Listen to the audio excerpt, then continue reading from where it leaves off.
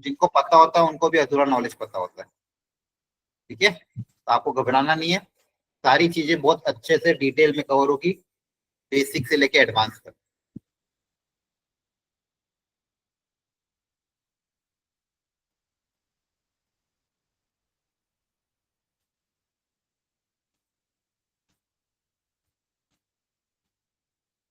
चलो, तो काफी अच्छा पेपर था, आपने एनालिसिस भी किया होगा घर पे। डिस्कस कर लेते हैं एक एक क्वेश्चन को फटाफट। सबसे पहले क्वेश्चन नंबर 51 हो गया था। Yes sir. Yes sir. Yes sir. आसान क्वेश्चन था ये डुएबल था, ऐसे क्वेश्चन तो छोड़ने नहीं है एग्जाम में। ए इसकी सिमेट्रिक है, एन को इवन पॉजिटिव इंटीजर है, तो ए की पावर एन क्या होगा। तो पहले जो गिवन डेटा उसको उतार लो, ए इसकी सिमेट्रिक है तो ए ट्रांसपोज ए के बराबर होगा। अब ए की पावर एन के बारे में पूछा तो जिसके बारे में पूछा उसको सी मान लो, सी ट्रांसपोज ले लो, ट्रांसपोज पावर इंटरचेंज हो जाती है, ए ट्रांसपोज की जगह ए आ जाएगा, सॉरी इसकी सिमेट्रिक है ना, ए ट्रांसपोज माइनस ए के बराबर होगा, हाँ है ना, सही है। Yes sir. Yes sir. A transpose की जगह माइनस ए आ जाएगा, माइनस ए की पावर एन, और पावर इवन है तो ये पॉजिटिव में कन्वर्ट हो जाएगा, तो सी ट्रांसपोज वापस सी के बराबर आ रहा है, तो सी कैसा होगा, सिमेट्रिक है इसकी सिमेट्रिक। सिमेट्रिक। सिमेट्रिक।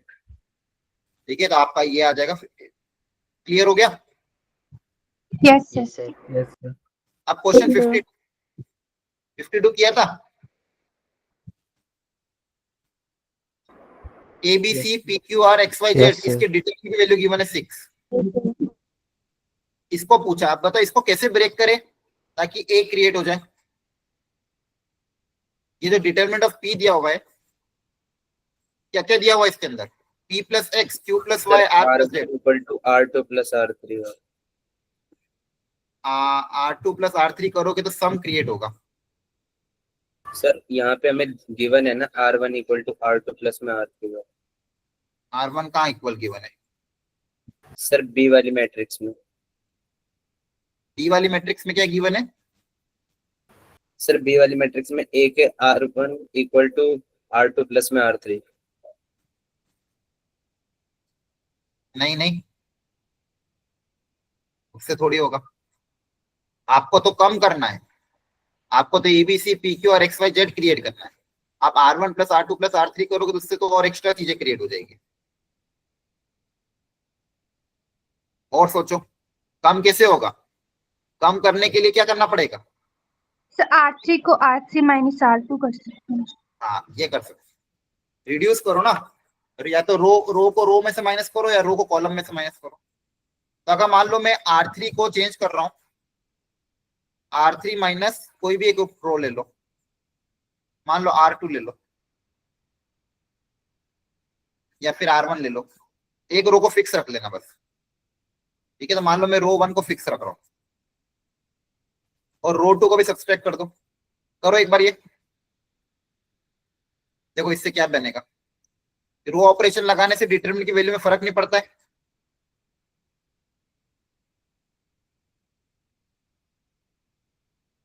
और मैंने पहले ही कहा है सबको, आप लोग लेट मत ज्वाइन करा करो, मैथ्स की क्लास आपको पता है ना एग्जैक्ट 7 पे स्टार्ट हो जाती है, 2 मिनट भी लेट हो गए तो बहुत छूट जाता है। हो सकता है बाकी सब्जेक्ट में 5 मिनट लेट चालू होता हो, मैथ्स में ऐसा नहीं होता है, 7 बजे करेक्ट स्टार्ट हो जाती चीजें, है ना, बोलो। Yes sir. Yes yes sir. Sir. तो मैथ्स Yes, की sir. क्लास में तो 2 मिनट पहले ज्वाइन किया करो, जैसे ही 7 बजती मैं चालू कर देता हूँ, कि 7 बजे लेक्चर तो 7 बजे चालू हो जाएगा लेक्चर। अब देखो यहाँ पे R3 माइनस R1 करा और R2 माइनस R1 करा, देखो उससे कुछ बन रहा है क्या,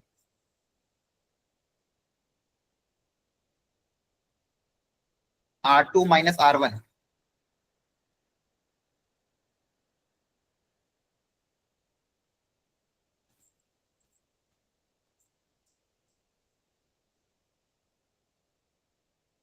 और R3 माइनस R1,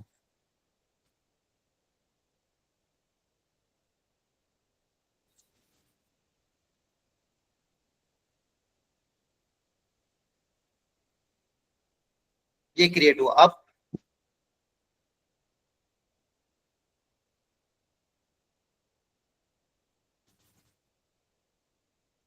अब बताओ क्या करूं। मतलब सर ऐड कर सकते हैं R1 R2 R3 को। अगर R1 plus R2 plus R3 को ऐड करोगे तो क्या मिलेगा? हाँ कर सकते हैं। अब ऐड करो तो चीजें कैंसिल हो जाएगी।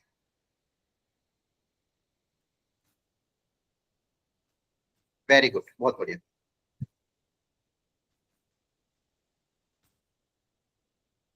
अब ये ऐड कर देंगे अगर, तो देखो ऐड करोगे पी पी कट जाएगा, एक्स एक्स कट जाएगा, है ना? देखो ध्यान से, क्या बचेगा? Yes, 2a। sir. Yes, sir. यहाँ पे तीनों को ऐड करोगे, q q cancel, y y cancel, क्या बनेगा? 2b। और यहाँ पे क्या 2b, बनेगा? 2c। 2c. समझ में आ रहा है? सिंप्लीफाई करने की कोशिश करो, और आप जो Yes, बोल sir. रहे हो वही कर रहा हूं मैं।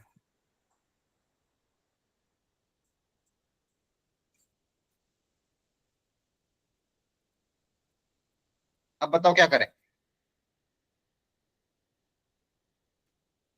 बोलो।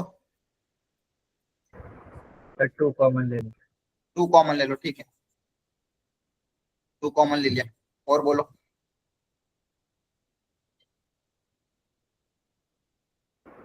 फिर सर R2 और R3 में R2 माइनस R1 और R3 minus R। Very good. अब देखो एबीसी एबीसी आ रहा है, ये एबीसी सब में से सब्सट्रैक्ट कर दो वापिस से, रो 2 और रो 3 में से, है ना? एबीसी को यस सर। सब्सट्रैक्ट कर सकते हो, Yes, तो sir. वापस ये वाला ऑपरेशन जो पहले लगाया था फिर से लगा दो। R2 को चेंज कर दो, R2 माइनस R1, और R3 को भी चेंज करो, R3 माइनस R1। क्लियर है? Yes sir. Yes, sir. इससे देखो क्या बनेगा, twice of a b c. R2 में से R1 सब्सट्रैक्ट कर दो, ए कट जाएगा, क्या बचेगा? Minus p minus q minus r. बोलो। Yes, sir. Yes sir. और यहाँ क्या बचेगा? Minus x minus y minus z, है ना? Yes, sir. Yes sir. Minus minus yes दोनों में से कॉमन ले लोगे तो क्या बचेगा? Wise of determinant of p बचेगा, है Yes, ना? sir. माइनस माइनस कॉमन लेंगे तो Yes, ये तो sir. क्रिएट हो गया। और ये कितना गिवन है? 6। क्लियर हो रहा? Yes sir. तो बेसिकली इस क्वेश्चन में रो ऑपरेशन लगाना था। शांति से क्वेश्चन को देखो, देखो दोनों क्वेश्चन, पहला वाला तो इजी था, सेकंड वाला मीडियम लेवल कह सकते हो, लेकिन अगर थोड़ा सा सोचते, थोड़ा सा टाइम देते तो हो सकता है ये भी डुएबल था। क्या आपको समझ में आया है? हाँ जी Yes, सर sir. आ आ गया। गया। Yes, sir. Yes sir. बाकी लोगों को भी बोला करो अगर क्लास में प्रेजेंट है, मुझे लगेगा कि आप अपना मोबाइल किसी और को पकड़ा के चले गए। चलती रहेगी क्लास, हम तो पिक्चर देख लेते हैं। सर एक बार ये माइनस से समझा दो, माइनस के बाद क्या किया, माइनस कॉमन लेने के बाद। बस माइनस कॉमन ले लिया दोनों में से, तो माइनस कॉमन लेने के बाद ये डिटरमिनेंट ऑफ ए क्रिएट हो जाएगा ना। देखो ध्यान से, ए क्या था? P Q, ABC P q are. दो रो में से माइनस कॉमन ले लेंगे तो ये देखो ये क्रिएट होगा, डिटरमिनेंट ऑफ ए। सॉरी ए था वो, पी नहीं था, ये मैंने पी लिख दिया गलती से, ये ए क्रिएट हो जाएगा। जैसे माइनस कॉमन लेंगे क्या बचेगा? A b c p q r x y z, वो क्या है? ए है ना? समझ में आ गया? Yes sir. Yes, sir. और डिटरमिनेंट ऑफ ए की वैल्यू गिवन थी 6, तो ये 6 रख दी, वो पी नहीं है, ए था। क्लियर हो गया? Yes, sir. यस। अभी 53 अच्छा क्वेश्चन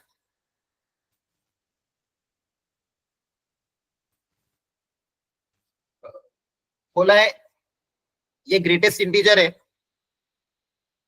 इसकी मैक्सिमम वैल्यू बता दो। देखो प्रॉब्लम क्या है ना, एक कॉन्सेप्ट अपन ने पढ़ा था क्लास में कि डिटरमिनेंट की मैक्सिमम वैल्यू निकालने का तरीका क्या था? डायगोनल में क्या रख दो, बताओ। दिखाया था ना, डिटरमिनेंट की मैक्सिमम वैल्यू निकालने के लिए क्या तरीका होगा, बताओ क्या होगा? अरे याद नहीं है क्या?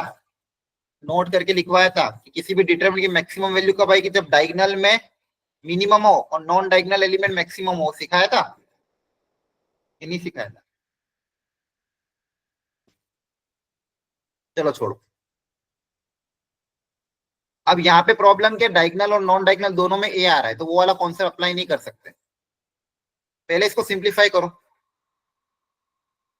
यहाँ पे कोई रो ऑपरेशन इस तरह से लगाओ ताकि थोड़ा सिंप्लीफाई, उसके बाद मैक्सिमम मिनिमम निकालेंगे।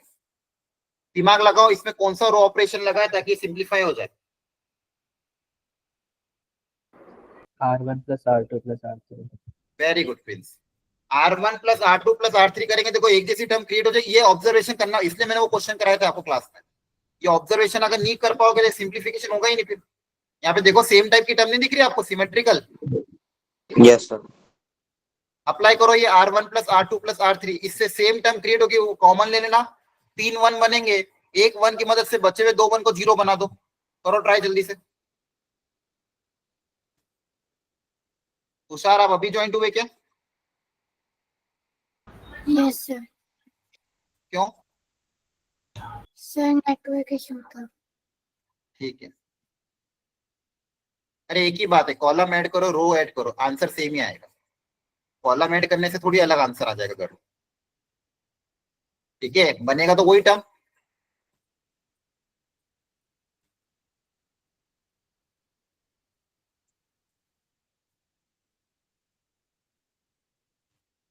ऐड करो, 3 1 क्रिएट करो, एक 1 की मदद से बचे हुए 2 1 को 0 बनाओ। फिर डिटरमिनेंट को ओपन करो और देखो मैक्सिमम वैल्यू निकालने के लिए इनकी वैल्यू क्या रखनी पड़ेगी, करो पता जल्दी से।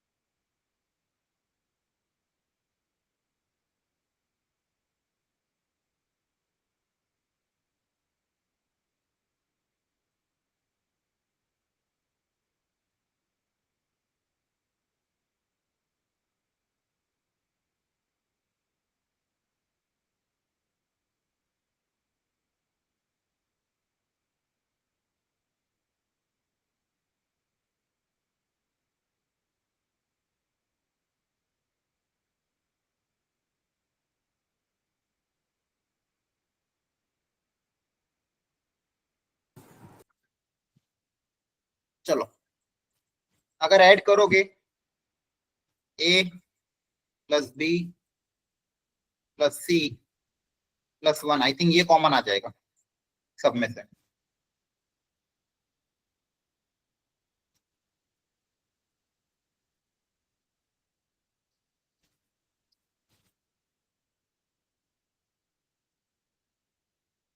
देखो ध्यान से, सही है क्या? Yes sir. अब आपके पास 3 1 जब भी आते हैं आप एक ही चीज करते हो, 2 1 को 0 बना दो। इस 1 को इससे मतलब कॉलम 2 को कॉलम 1 की मदद से बनाना पड़ेगा, और कॉलम 3 को कॉलम 1 की मदद से बनाना पड़ेगा। Column 1 as it is, C2 minus C1 करोगे और ये करोगे, ये बन जाएगा। और बाहर एज इट इज, बाहर वाली टर्म तो एज इट इज रहेगी, और इसको ओपन करोगे तो ये कितना आएगा 1। तो आपके पास बचेगा क्या, यही बचेगा। बोलो यस ये आया ना? अब ये मैक्सिमम कब आएगा, इनकी मैक्सिमम वैल्यू रख दो। अब देखो ग्रेटेस्ट इंटीजर 0 से लेके 2 के बीच में कौन कौन सी वैल्यू आएगी? 0 और 1। फिर 0 और 1 ही आएगी, 2 तो इंक्लूडेड sir. नहीं है, उसकी मैक्सिमम क्या हो जाएगी 1। बी की वैल्यू क्या क्या आएगी, -1 और 1 के बीच में, -1 और 0 -1 और 0, तो मैक्सिमम कौन सी होगी 0 0। और ग्रेटेस्ट इंटीजर ऑफ सी की वैल्यू क्या क्या आएगी 1 से 3 के बीच में, 1 और 2 1 और 2 1 और 2, तो मैक्सिमम कौन सी होगी 2। तो जो जो भी 2 मैक्सिमम है मैक्सिमम पुट अप कर दो, हो गया सॉल्व। बस एक रो, अगेन यहाँ पे भी एक रो ऑपरेशन लगा के सिंप्लीफाई करना था। अब इनकी मैक्सिमम वैल्यू रख दो, क्या आ जाएगा 1 + 0 + 2 + 1 आ जाएगा। क्लियर हो गया। Yes sir. यस 54 यस में सर। आंसर आया था इस एग्जाम में कि नहीं। सर आ गया था पर मैंने कोई और मैथ फिर से किया था। 54 में कैसे करेंगे, नो सॉल्यूशन के लिए क्या कंडीशन अप्लाई करोगे बताओ। Sir delta equal to 0 delta equal to 0 delta equal to 0 और डेल्टा और सर डेल्टा एक्स या उनमें से तीनों में से कोई एक नॉट इक्वल टू 0। डेल्टा 0 करोगे और डेल्टा एक्स को एक नॉन जीरो करोगे। ये किया था एग्जाम में सबने, yes sir. Manisha, Sajiya, yes sir. किया था। Yes sir. हाँ ये करेक्ट आंसर आ गया था, आंसर मैच कर लिया था, सही था। सर मैंने डी ऑप्शन कर दिया, दोनों ही ऑप्शन लिख लिए। इनफिनाइट पे भी मैंने लिख लिया था सर, 2 था ना इसका। हाँ हाँ हाँ हाँ हाँ, वो एक के लिए इनफाइनाइट आएगा, एक के लिए नो आएगा, तो ध्यान रखना है आपको, है ना। लिख लिया था। ठीक है, किसी को इसमें डाउट हो तो बता कराऊं, एनीवन, किसी का आंसर नहीं आया, किसी को डाउट हो तो पूछ लो। बाकी आपको करना क्या है, delta 0, delta x, delta y, delta z में से कोई एक नॉन जीरो। क्लियर है। Yes yes sir. Yes sir. Yes sir. करवा दो एक बार हैं सर, एक बार करवा दो। घर पे ट्राई किया था वापिस आपने इसको, इससे ट्राई किया था कहाँ पे अटक रहे थे। सर, ये हो ही नहीं रहा था क्योंकि सर ये वाला टॉपिक हमारी क्लास में हुआ ही नहीं था क्यों नहीं हुआ था। Sir. System of M03 sir, हाँ कराया है मैंने, रिकॉर्डिंग सर चेक करो। M01 वाले बैच में सर आपने मतलब क्लास में स्किप करा दिया था, मतलब आपने जल्दी जल्दी करा दिया था थोड़ा सा। ऐसा हो ही नहीं सकता, अब रिकॉर्डिंग देखो कैसी बातें कर रहे हो। नहीं सर, उसमें आपने समेशन इंटीग्रेशन सर ये वाले स्पीड में मतलब जल्दी करा दिया था। समेशन इंटीग्रेशन थोड़ी है ये, सिस्टम ऑफ इक्वेशन, इसमें पूरा एक लेक्चर कराया मैंने, एक घंटे लिए इस पूरे टॉपिक पे मैंने। समेशन इंटीग्रेशन थोड़ी करना है यहाँ पे। यहाँ पे क्या करना है, no solution delta equal to 0, infinite solution delta equal to 0, no solution unique solution delta not equal to 0, वो वाला टॉपिक है। तो वो नहीं कराया था। ये सर वो करवाया है। तो फिर उसमें पूरा 1 घंटा पढ़ा है, बल्कि वो टॉपिक ही आधे घंटे का था। ओके सर, वो एक बार और समेशन try वाला करता थोड़ी है ये समेशन वाला है ही नहीं क्वेश्चन। हूँ। ओके सर, मैं सिस्टम अगेन ऑफ ट्राई करता हूँ। सिस्टम ऑफ इक्वेशन है ना, सिस्टम ऑफ इक्वेशन में क्या करना है, रिवीजन करो आप लोग। डेल्टा इक्वल टू 0 करना है, delta x not equal to 0 करना है। ऐसे सेम क्वेश्चन क्लास में 5-6 एग्जांपल लिए थे। ठीक है, इसको वापस से रिट्राई करोगे सब लोग। Delta equal to 0 okay sir. तो किसी एक को नॉन जीरो कर देना, ये कंडीशन है नो सॉल्यूशन की।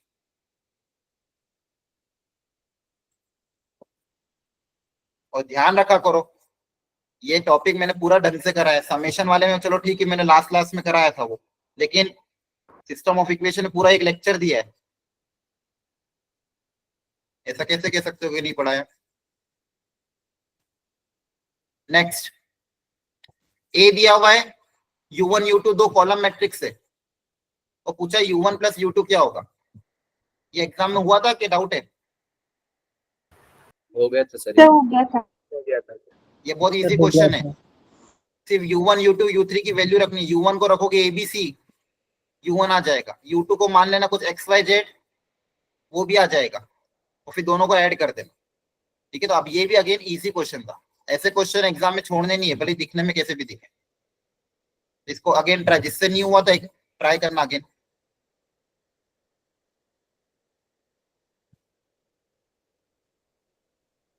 Question number 56। क्वेश्चन नंबर 56 में क्या बोला है। सर हो गया था। हाँ, trace of a b, trace का मतलब बताया था क्लास में, ट्रेस का मतलब क्या होता है? Sum of diagonal sum of diagonal element.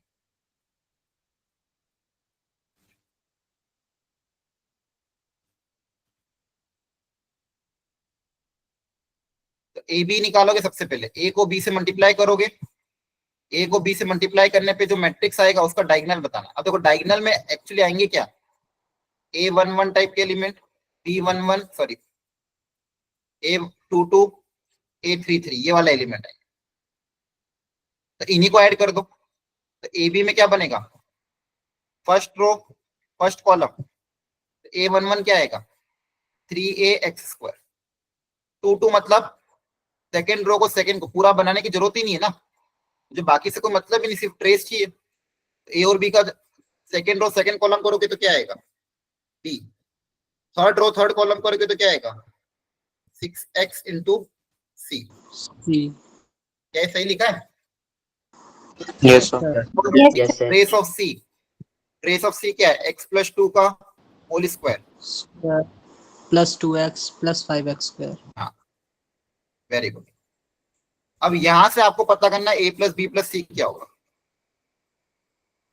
x belongs to all real number दिया होगा, तो ये हो जाएगा 3x² plus B plus 6c into x equal to, ये क्या बनेगा x² प्लस ये x², 6x²।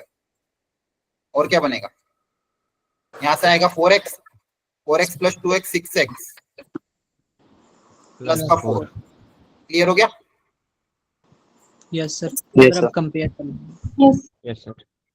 अब चाहो तो कंपेयर कर लो, ये सारी चीजों को एक तरफ भेज दो, एक आइडेंटिटी बना लो या फिर कंपेयर कर लो। सबको एक तरफ भेजोगे तो 3a minus 6 into x square plus 6c minus 6 into x plus b minus 4 equal to 0। अब x belongs to real number है, तो मतलब ये आइडेंटिटी है, तो इसके कोएफिशिएंट क्या होंगे 0 के बराबर, या फिर कंपेयर भी कर सकते हो। जैसे यहाँ पे एक्स स्क्वायर का कोएफिशिएंट क्या है 6, तो 3a को 6 से इक्वेट कर दोगे, x वाले कोएफिशिएंट को x वाले कोएफिशिएंट से इक्वेट कर दोगे, कांस्टेंट टर्म को कांस्टेंट टर्म से इक्वेट कर दोगे। हाँ है ना, ABC आ जाएगा। क्लियर है? Yes sir. Yes, sir. Yes, sir. Question 57 हुआ था? Yes, sir. हो गया था। Yes, sir. हो गया था। Yes sir. Yes, sir. Pattern बनेगा, बहुत आसान पैटर्न बनेगा। ठीक है, अगर आप ध्यान से देखोगे जब इन दोनों को मल्टीप्लाई किया जाएगा, देखो मल्टीप्लिकेशन पे क्या आ रहा है, इनमें तो कोई चेंज नहीं आ रहा था मल्टीप्लिकेशन पे। और फर्स्ट रो फर्स्ट कॉलम को करेंगे तो 1 प्लस 2 आ रहा है। क्या क्रिएट हो रहा है, ये वाला, ये तीनों टर्म एक जैसे बनते जा रहे हैं, ये क्रिएट हो रहा है। अब इन दोनों को मल्टीप्लाई कर दिया, अब जो आंसर आया उसको अगले से मल्टीप्लाई करोगे, जब मतलब जब 3 वाले से मल्टीप्लाई करेंगे तो 3 वाले से मल्टीप्लाई करने पे क्या आ रहा है, वापिस से ये तीनों टर्म तो एक जैसे, ये Sir, 1 6 आ रहा है। नहीं पूरा मत लिखो, अब पैटर्न पहचानना है अपन को, आंसर नहीं लिखना है। 1 और 1 प्लस 2, देखो ये हो जाएगा 1 इंटू 1, क्या आएगा ये फर्स्ट रो Sir, 6 आएगा। सेकेंड कॉलम, तो क्या आएगा 1 प्लस 2 प्लस 3 आएगा, है ना? Yes, sir. क्या आएगा 1 प्लस 2 प्लस 3। तो बेसिकली आपको लॉजिक यहाँ पे क्या डेवलप करना है, पहले दो को मतलब पहले को ये 2 वाले से मल्टीप्लाई किया तो 1 प्लस 2 आ रहा है, फिर 3 वाले से मल्टीप्लाई किया तो 1 प्लस 2 प्लस 3 आया। ऐसे एक एक करके मल्टीप्लाई होते जाएंगे, और जो भी ये सेकेंड लास्ट आएगा, जो भी आंसर आएगा वो जब n वाले से मल्टीप्लाई होगा तो फाइनल आंसर क्या आएगा, देखो जी। जब 2 से मल्टीप्लाई है तो 1 प्लस 2, 3 वाले से मल्टीप्लाई होगा तो 1 प्लस 2 प्लस 3, n वाले से मल्टीप्लाई होगा तो क्या आएगा, So 1 plus 2 plus 3 plus. n into n plus 1/2। n तक आएगा, 1 Yes, sir. प्लस 2 प्लस 3 अकेले Yes, sir. है ना। तो बेसिकली इन सारे का प्रोडक्ट इसके बराबर आ जाएगा, और इसको आप कैसे लिख सकते हो 1 0 1 sum of n natural number n into n plus 1/2। और ये वैल्यू क्वेश्चन में आपको किसके बराबर गिवन है, 378। अब इन दोनों को इक्वेट कर देना और n पता कर देना। क्लियर हो गया? Yes, sir. Yes, sir. तो यहाँ पे पैटर्न पहचानना था, जिनसे आप मल्टीप्लाई करते अगर पैटर्न दिख जाए तो ये काम हो जाएगा। 58 अच्छा क्वेश्चन है, करो ट्राई एक बार वापिस।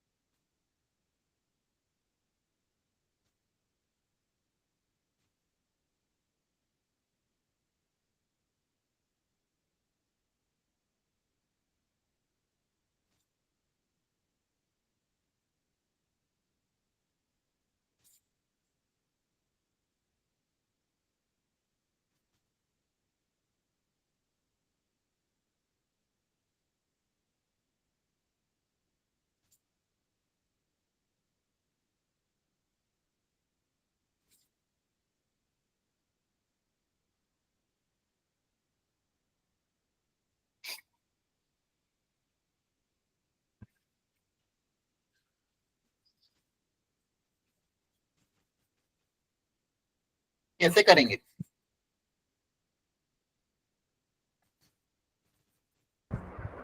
सर सबसे पहले तो सर सिंप्लीफाई करेंगे।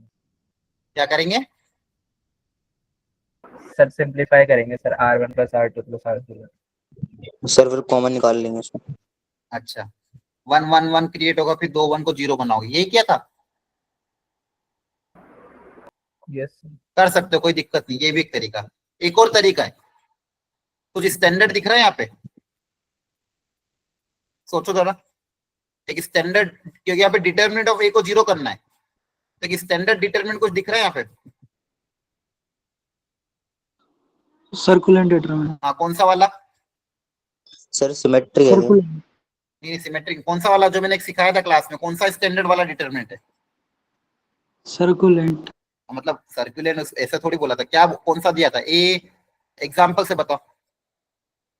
ए बी सी है ना, a b c, b c a, c a b, इस डिटरमिनेंट की वैल्यू याद करवाई थी मैंने, कहा था yes sir. A b C,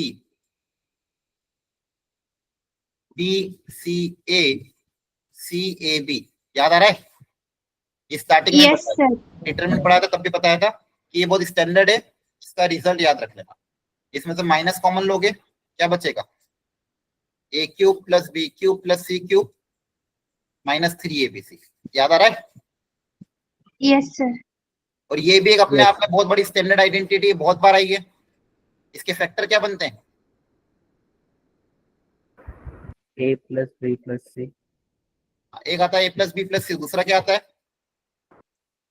A square plus B square plus C square minus AB minus BC minus C। देखिए, अब तक याद हो जानी चाहिए, जिसको याद नहीं याद कर लेना।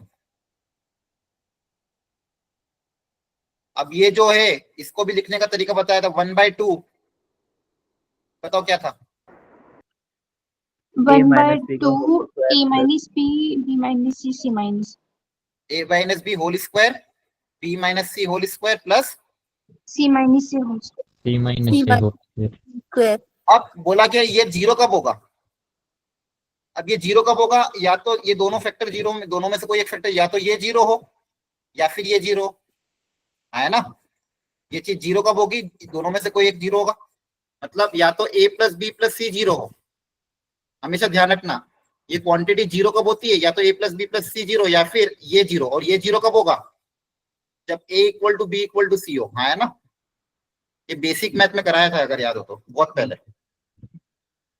यस ये सेम आइडेंटिटी ली थी, मैंने कहा था ये इक्वल टू 0 बहुत ज्यादा काम आता है, आगे जाके बहुत यूज होगा। ये सारी चीजें बेसिक मैथ में बताई थी आपको स्टार्टिंग में। तो आप ये अब दूसरी तीसरी बार आ चुकी है, अब अगली बार अगर ये आए तो आपको खुद ही याद रखना है। A cube plus B cube plus C cube minus, ये क्लास 9 की आइडेंटिटी एक्चुअली में। A cube plus B cube plus C cube minus 3abc को क्या लिख सकते हो, A plus B plus C, और ये उसको सिंप्लीफाई करके ये लिख सकते हो। अब ये क्वांटिटी जीरो कब होगी, दो कंडीशन है, या तो A plus B plus C zero हो या फिर A equal to B equal to C हो। यहाँ तक समझ में आया? Yes sir. Yes sir. Yes sir. अब a plus B plus C zero और a equal to B equal to C, ठीक है। अगर इन दोनों को अगर कंबाइन भी कर दें, वो पूछा कि इसकी मैक्सिमम वैल्यू पूछी किसकी है, एक्स वाई जेड की मैक्सिमम वैल्यू पूछी है, x plus y plus z की क्या पूछी है, मैक्सिमम। तो कैसे करें?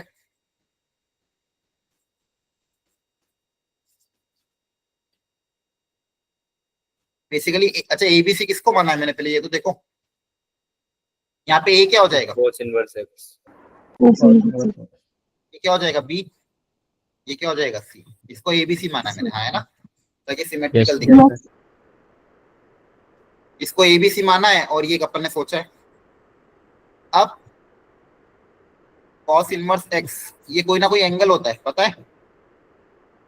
Inverse trigonometric Yes, sir. Function क्या होता है, कोई ना कोई एंगल, ये कोई ना कोई एक एंगल होगा।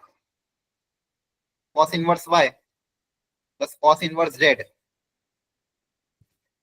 ये जीरो आ जाए और आपस में अगर या तो बराबर आ जाए,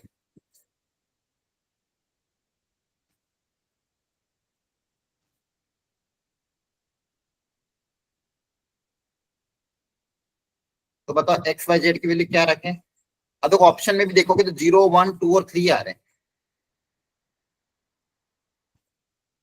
अब ये जीरो कब बन सकता है और ये सब इक्वल आपस में कब हो सकते हैं, जब ये जीरो और ये जीरो हो जाए, तो ये तीनों आपस में इक्वल भी हो जाएंगे और सम भी जीरो हो जाएगा, हाँ है ना।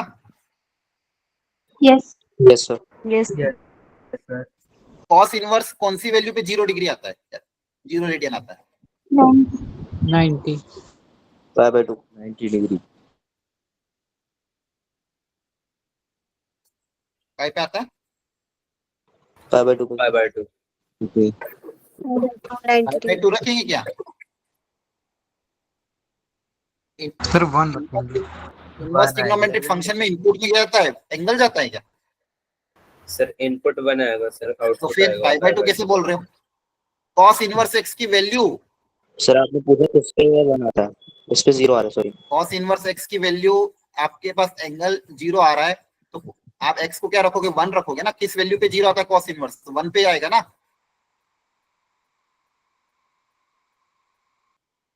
cos इनवर्स 1 कितना होता है, 0। सर 0। तो फिर 0 पाई बाय 2 कहां से आ जाएगा x? ठीक है सर। x y z सबके सब क्या हो जाएंगे, 1। नेक्स्ट कौन सी टाइप की इक्वेशन है अगली,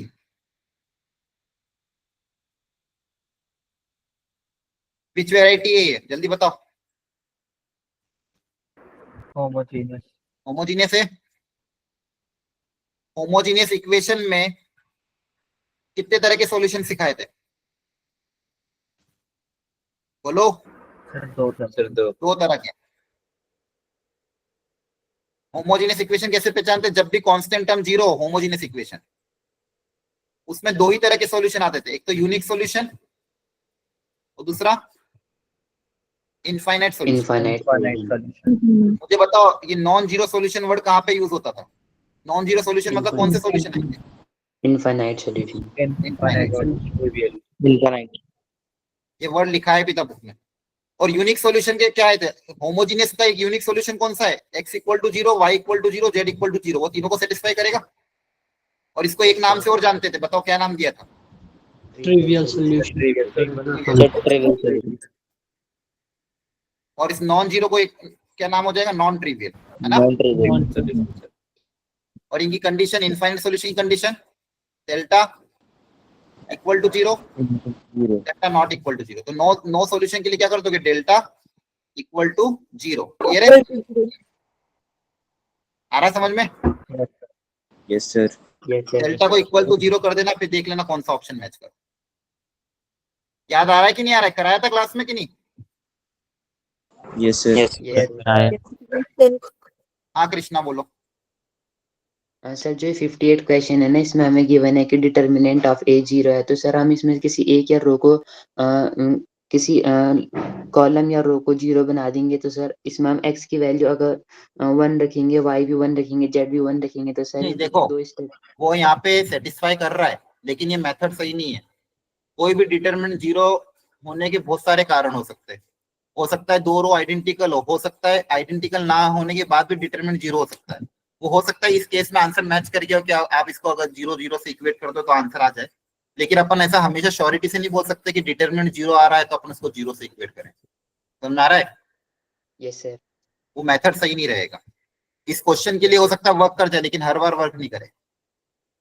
यस सर। ठीक है, इसलिए जनरल हमेशा प्रॉपर तरीका ही अपना, डिटरमिनेंट को 0 ओपन करो, सिंप्लीफाई करो, फैक्टराइज करो, और फिर देखो जो आंसर आ रहा है उसमें मैक्सिमम कब पॉसिबल होगा। Yes sir. नेक्स्ट,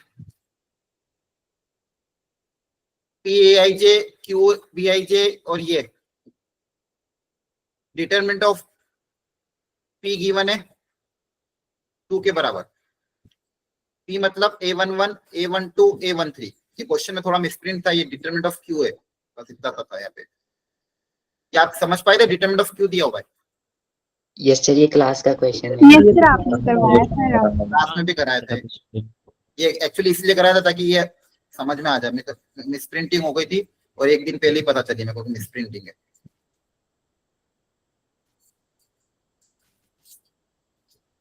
ठीक है, ये क्वेश्चन बहुत आसान है, डुएबल क्वेश्चन है। ए बी आई जे की वैल्यू गिवन है ए आई जे के टर्म्स में, बता रहा हूं वापिस। तो बी आई जे कितना गिवन है? 2 की power i plus j into a I j. अब आई और जे की वैल्यू रखोगे तो ये आता जाएगा। ये आपको 2 गिवन है। डिटरमिनेंट ऑफ क्यू निकालना है। क्यू मतलब B11, B12, B13, 21, 22, 23, 31, 32, 33। अब वैल्यू पुट अप कर देना। 1 1 मतलब आई और जे को 1 और 1 रख दोगे तो यहाँ पे आएगा 1 + 1 2, अगर 2 का स्क्वायर A11, फिर आएगा 1 2 रखोगे तो 1 + 2 कितना हो जाएगा? ये 3 A12, फिर 2 की पावर 4, पावर बढ़ती जाएगी, फिर 2 1 में पावर सम 3, 2 की पावर 4, 2 की पावर 5, 2 की पावर 4, 2 की पावर 5, 2 की पावर 6। ये समझ में आया कैसे किया? बताओ। Yes sir. इसको डाउट हो पूछ लेना। अब ये 2 कॉमन लेना है। तो ये लास्ट वाली डिटरमिनेंट समझ में आया। हाँ, यहाँ पे देखो ये रिलेशन अप्लाई करना है। ये समझ में आया क्या दिया हुआ है? B I j equal to 2 की power i plus j into a I j. अब बस इनकी वैल्यू रखो। 1 1 का मतलब क्या हो जाएगा? आई और जे की वैल्यू 1 1 रख दो। आ गए सर समझ। यहाँ पे वैल्यू रख दो। 1 2 का मतलब क्या हो जाएगा? आई और जे की वैल्यू 1 2 रख दो। मान लो 3 2 निकालना है तो आई की वैल्यू 3, डी की वैल्यू 2 रख दो, तो 3 2 3 2 ये आ जाएगा। अब इसमें से जो कॉमन आ रहा है कॉमन ले लो। 2 स्क्वायर 2 क्यूब 2 की पावर 4, तो 2 का स्क्वायर कॉमन आ रहा है, तो यहाँ पे एक 2 बचेगा, यहाँ पे 2 स्क्वायर बच जाएगा। सेकेंड रो में से 2 क्यूब कॉमन आ रहा है, तो एक यहाँ पे 2 बचेगा, यहाँ 2 स्क्वायर बच जाएगा। थर्ड रो में से 2 की पावर 4 कॉमन आ रहा है, तो यहाँ एक 2 बचेगा, यहाँ 2 स्क्वायर बच जाएगा। अब ये कॉमन लेने के बाद यहाँ पे देखो, यहाँ पे 2 2 2 बच रहा है, वापिस से कॉलम में। यहाँ पे पहले रो वाइज कॉलम लिया, रो वाइज कॉमन लिया। अब यहाँ से कॉमन, इसमें से 2 कॉमन ले लेंगे तो ये 2 भी हट जाएगा, है ना? Yes sir. और यहाँ पे भी 2 स्क्वायर 2 स्क्वायर 2 स्क्वायर बचा, तो ये 2 स्क्वायर भी कॉमन ले लो, ये 2 स्क्वायर भी बाहर आ जाएगा। बेसिकली आपके पास पूरा वापस यही आ जाएगा। और ये वैल्यू किसके बराबर है? 2 के। हो गया तो ठीक है, बस वैल्यू पुट अप करनी थी और कॉमन लेना था, कुछ भी नहीं था। तो ऐसे क्वेश्चन भी डुएबल है, छोड़ने नहीं है। क्वेश्चन 61 थोड़ा अलग था। ये डिफरेंट वेराइटी जो थोड़ा दिमाग लगाना था, क्लास में ऐसा कवर नहीं हुआ है, लेकिन थोड़ा सा सोचोगे तो ये भी हो जाएगा। ऐसा नहीं कि बहुत टफ है, सिंप्लीफाइड ही है, कॉन्सेप्ट बता रखा है। 61 किया था, यस सर। कैसे करेंगे? क्वेश्चन टफ नहीं, आसान है। चलो करो ट्राई अभी, देख के सर घबरा इनकी गए। वैल्यू हाँ बस क्वेश्चन में कुछ था नहीं एक्चुअली, लेकिन बहुत सारे लोग देख के घबरा गए होंगे, ये तो कभी करा ही नहीं, लेकिन छूते भी नहीं है। करो ट्राई अभी बैठ के जल्दी से। क्वेश्चन को कभी शक्ल देख के मत छोड़ा करो, बार बार बता रहा हूँ, जेई हमेशा इस बात से खेलेगा आपके साथ। क्वेश्चन दिखाने में इतना टफ दिखाएगा, आप छोड़ के आ जाओगे, बाकी बच्चे करके आ जाएंगे। क्वेश्चन को हमेशा पहले उतारो, गिवन डेटा उतारो, सॉल्व करने की कोशिश करो, फिर नहीं आ रहा तो छोड़ो, देखते से मत छोड़ो।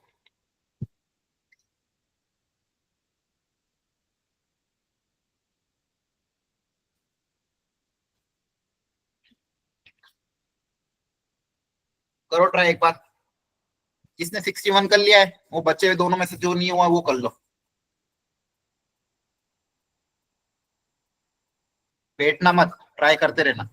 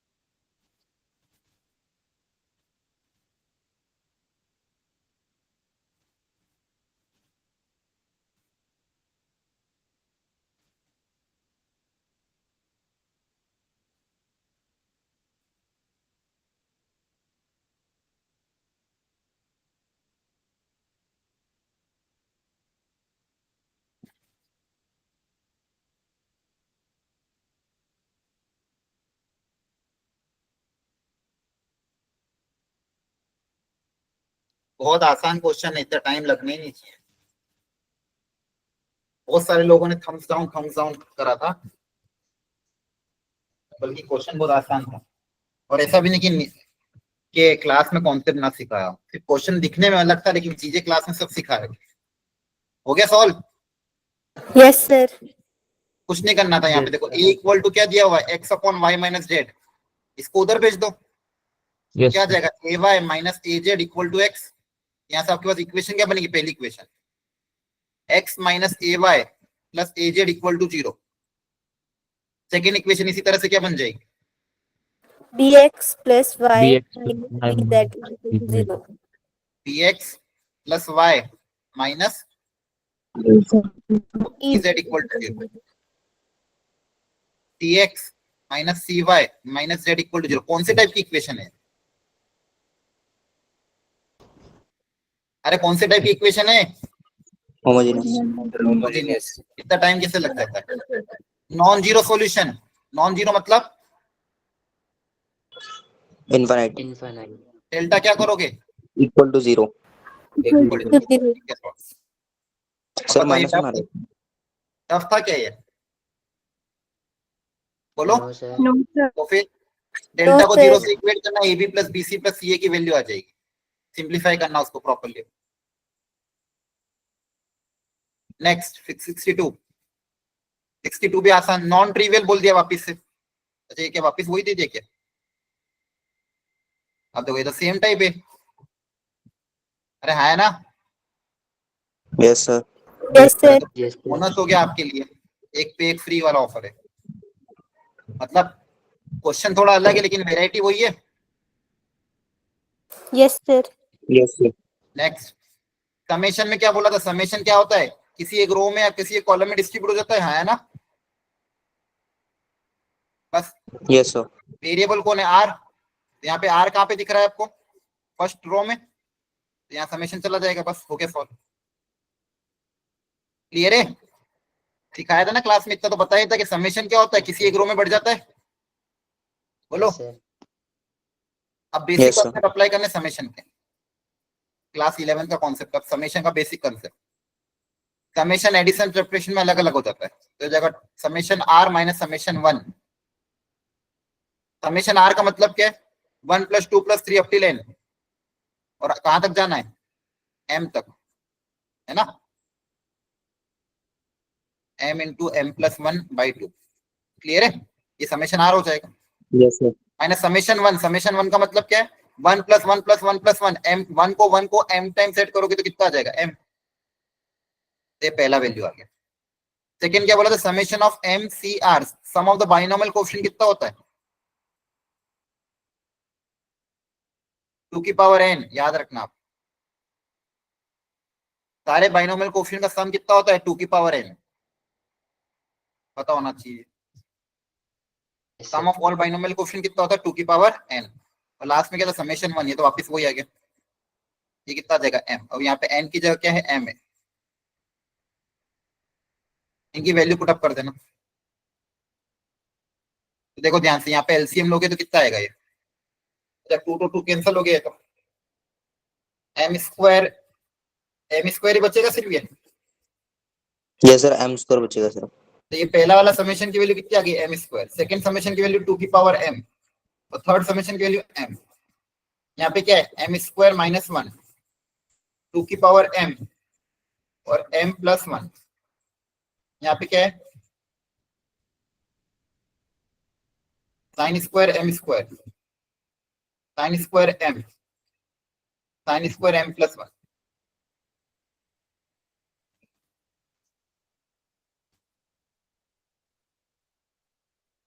अब क्या करें? सर ऊपर से m कॉमन आ जाएगा। कहाँ आएगा कॉमन? 2 की पावर में m है।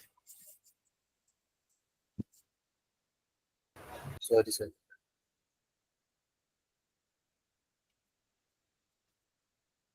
देखो कौन सा ऑपरेशन अप्लाई करोगे थोड़ा सिंप्लीफाई करने के लिए। या m² है, या 2m है, या m है, माइनस कर दे। यस और तो क्या है? माइनस ही कर दो।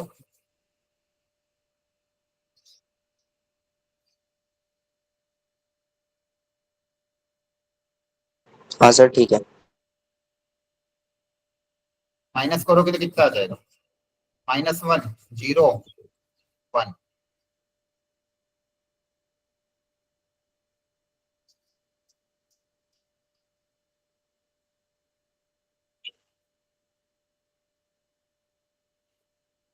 अब चाहो तो ओपन कर लेना, ठीक है? या फिर और कुछ सिंप्लीफाई हो सकता है कि नहीं? आ रही बात समझ में? Yes Yes, yes sir. Sir. Sir Next. लेकिन जो हाँ बोलो। सर जो पिछला वाला क्वेश्चन था सर, उसमें जो मतलब जो सॉल्यूशन दिया है उसमें सर हाँ, समेशन की वैल्यू उसमें सर अलग ले रखी है। अलग ले रखी है। Yes sir. Summation 2r - 1, 2r - 1 कितना होगा? 2 बाहर आ गया। अच्छा, यहाँ पे नंबर ऑफ टर्म्स कितनी है? एक बार गिनने दो ना। 0 से लेके m है ना, तो m + 1 टर्म है, लेकिन फिर भी सम तो वही आएगा। 0 + 1 + 2 up till m, m × m + 1/2। 2 cancel हो गया, ठीक है। और इधर क्या बचा? समेशन 1। समेशन 1 कितना होगा? 1 1 1 1 कितनी बार ऐड होगा? m + 1 टाइम्स ऐड होगा।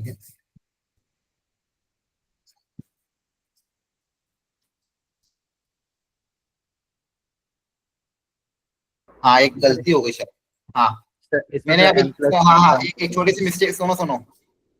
यहाँ पे नंबर ऑफ टर्म्स कितनी है देखना, 0 से लेके m तक।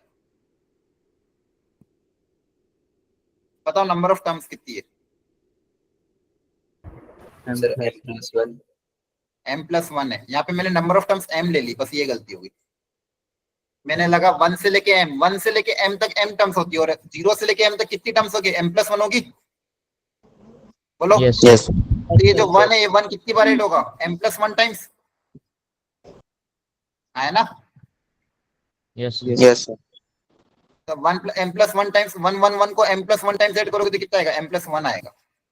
यहाँ पे कितना आएगा? यहाँ पे क्या हो जाएगा? m कैंसिल हो जाएगा, m² -1 आएगा, है ना? यस आ रहा समझ में? तो ये m² -1 हो जाएगा। ये वो सेम ही रहेगा 2 की पावर m ही, और लास्ट वाला ये समेशन 1, ये भी वापस m+1 टाइम्स ऐड होगा। बोलो। अब तो कुछ Yes, बचा ही sir. नहीं फिर। इसके बाद तो लिखने की जरूरत ही नहीं, बताओ क्यों? सर 2 0 हो गए ना, रो तो पूरा 0 हो जाएगा पूरे। 2 रो आइडेंटिकल हो गई, 0 नहीं, 2 रो आइडेंटिकल हो गई, तो डिटरमिनेंट क्या हो जाएगा? 0 तो सिंपलीफाई करने की जरूरत ही नहीं। बस यहाँ पे देखो ध्यान से समझ में आया गलती क्या हो गई। r बराबर 1 से स्टार्ट नहीं था, 0 से m है, तो 0 से m में नंबर ऑफ टर्म्स कितनी होगी? m+1, तो समेशन 1 करोगे तो m+1 आएगा। ठीक है, यस समझ में आ रहा है? Yes Yes, sir. Very good. Yes. अगला क्या दिया है? Number of possible ordered pair n cross n a and b such that ab minus ba equal to I। अब ये थोड़ा अलग कह सकते हो, डायरेक्ट क्लिक नहीं करेगा एकदम। ये क्वेश्चन नहीं भी हुआ होगा तो चलेगा, ठीक है, ये टफ कैटेगरी में भी डालते। बाकी क्वेश्चन बहुत सारे डुएबल थे जो आपको करने चाहिए थे। ऐसा कोई भी क्वेश्चन नहीं था जिसका कॉन्सेप्ट क्लास में ना बता रखा हूं, ठीक है ना? हिम्मत रख के बस करना था। अगली बार ध्यान रखना, मेजर टेस्ट में फिर से ये चैप्टर आएगा, थोड़ी और प्रैक्टिस कर लेना इसे, मॉड्यूल से करो। मॉड्यूल मैंने कहा भी था आपको, मॉड्यूल करते रहो, तो मॉड्यूल का डाउट डिस्कशन ग्रुप में करो। अब देखो ध्यान से, यहाँ पे क्या बोला है? Number of possible ordered pair n cross n, ऐसे कितने all possible ordered set of 2 n cross n matrices A and B, ऐसे कितने मैट्रिसेस पॉसिबल होंगे A और B such that AB minus BA की वैल्यू आइडेंटिटी मैट्रिक्स है।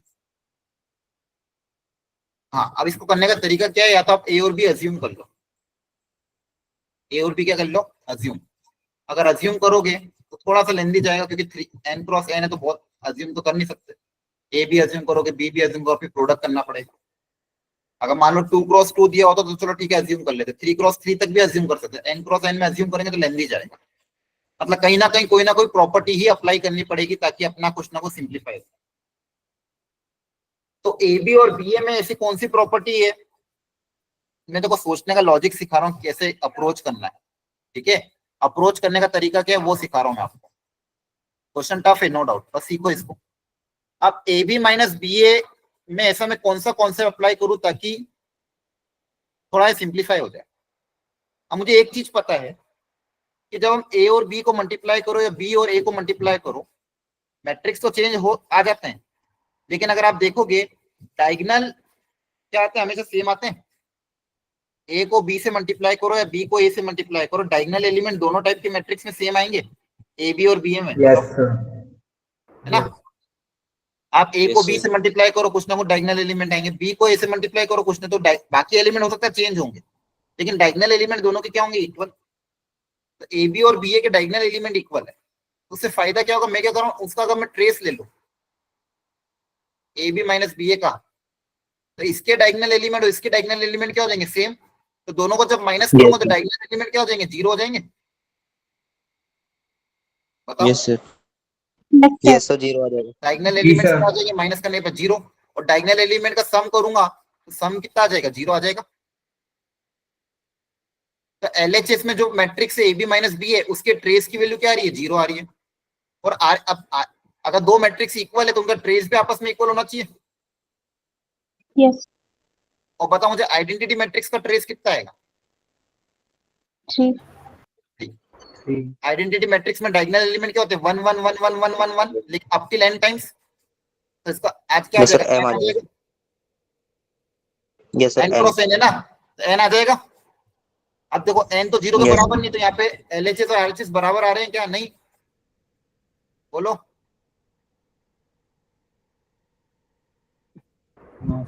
बराबर नहीं आ रहे हैं। 3 आएगा ना। अरे n क्रॉस n था ना, 3 क्रॉस 3 नहीं था। Identity matrix n cross n में कितनी रो होगी, n रो होगी, 1 कितनी बार आएगा, n टाइम्स। क्लियर है? Okay sir. ऑर्डर देखो ध्यान से, यहाँ पे दिया था n क्रॉस। तो अब यहाँ पे इसका ट्रेस n आ रहा है और इसका ट्रेस 0 आ रहा है, तो ये कभी भी इक्वल पॉसिबल हो ही नहीं सकते, इसलिए आंसर क्या आएगा, नो सच पॉसिबल मैट्रिक्स। क्या बोलोगे? नो सच पॉसिबल मैट्रिक्स, ऐसा कोई मैट्रिक्स पॉसिबल नहीं। नेक्स्ट, अगला अगेन डुएबल था। इनफाइनाइट सॉल्यूशन की कंडीशन क्या होती है? Delta is equal to 0। Delta equal to 0 delta equal to 0 और sir delta delta by delta z 0 y equal delta x, delta y, delta z भी क्या होते हैं, 0 होते हैं। क्लियर है? Yes sir. Yes sir. ये वाला क्लास में कराया था और बहुत आसान था एक्चुअली में, नहीं भी करा था तो भी कर लेते। स्क्यू सिमेट्रिक के डायगोनल कैसे होते हैं? 0 0 स्क्यू सिमेट्रिक के डायगोनल कैसे होते हैं? 0 होते हैं। Yes sir. अरे हाँ है ना? Yes sir. और स्क्यू सिमेट्रिक के पहचानने की कंडीशन, अगर ये 1 है तो ये कितना होगा, -1 ये 2 है तो ये कितना होगा, माइनस ये 3 है तो ये कितना होगा। माइनस बस वैल्यू पुट अप करो, आंसर आ जाएगा। क्लियर है? यस। आसान था, बहुत ज्यादा आसान था वो भी बहुत सारे बच्चों ने लिमिट का क्वेश्चन देख के छोड़ दिया होगा, बल्कि उसमें लिमिट जैसा कुछ था ही नहीं एक्चुअली, बस वैल्यू रखनी थी, आंसर आ जाएगा।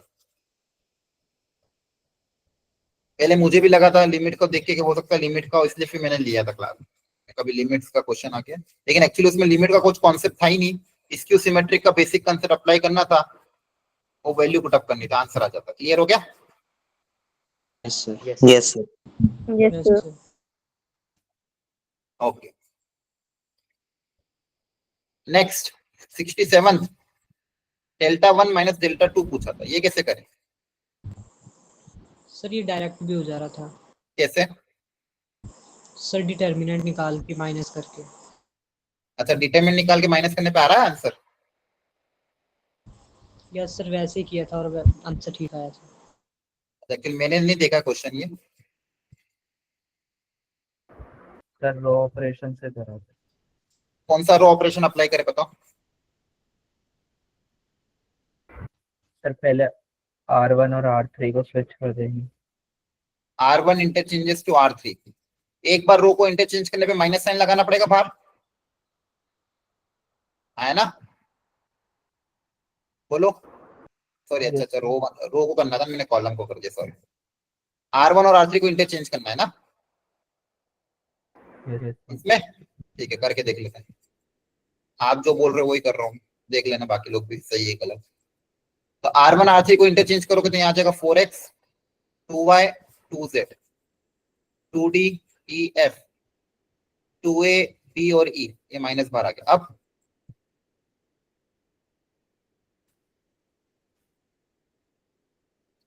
अब क्या करा है? सर R1 और R2 को इंटरचेंज सर R1 R2 को करना था सर। R1 R2 को करना था? Yes sir. अरे यार मेहनत मत कराओ, डबल डबल सोच समझ के बोलो। ठीक है, R1 R2 को कर दो। R1 R2 को करोगे तो आ जाएगा 2d EF, आ जाएगा 2a BE, आ जाएगा 4x 2y 2z। अब सर जो नया वाला मैट्रिक्स है उसमें करना था R1 R2 को। कौन सा नया मैट्रिक्स इसमें? सर जो R1 और R3 के इंटरचेंज करने से बन गया था सर, उसमें R1 और R2 को इंटरचेंज करना था। अरे बाप रे, ठीक है, कर लोगे क्या फिर सॉल्व? पहले R1 R3 को इंटरचेंज करना है, फिर R2 R3 को इंटरचेंज करना है, ऐसा? चलो कर लेना। Yes sir. 68 ये वैसे टफ नहीं है बच्चों, सॉल्यूशन में भी बहुत देख लेना क्या दिया हुआ है। मैंने सॉल्यूशन देखे नहीं है लेकिन मुझे पता नहीं, लेकिन डुएबल क्वेश्चन। जल्दी बताओ, 68 हो गया था? सर यस सर हो गया। स्कूल में कराया हुआ है? नहीं हुआ? तो हो गया था। हो गया। 69 सर आपने पहले बताया था स्पेशल मैट्रिक्स है।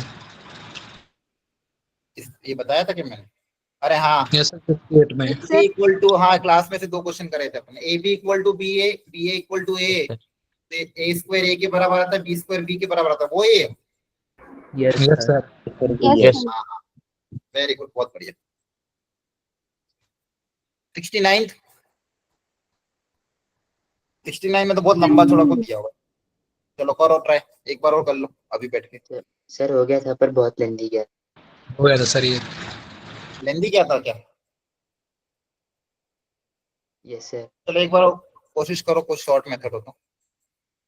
बाकी लोग जिसने नहीं किया वो भी एक बार और ट्राई कर लो।